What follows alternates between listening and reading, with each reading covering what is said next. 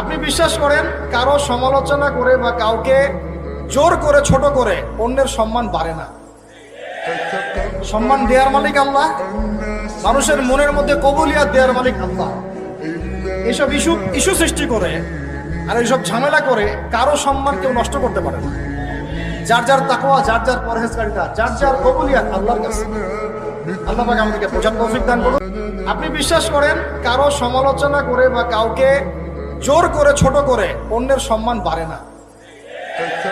সম্মান দেওয়ার মালিক আল্লাহ, মানুষের মনের মধ্যে কবুলিয়াত দেওয়ার মালিক আল্লাহ।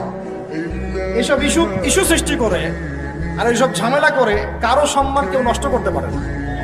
যার যার তাকওয়া, যার যার পরহেজগারিতা, যার যার কবুলিয়াত আল্লাহর কাছে। আল্লাহ পাক আমাদেরকে বোঝার তৌফিক দান করুন। আপনি বিশ্বাস করেন কারো সমালোচনা করে বা কাউকে জোর করে ছোট করে অন্যের সম্মান বাড়ে না?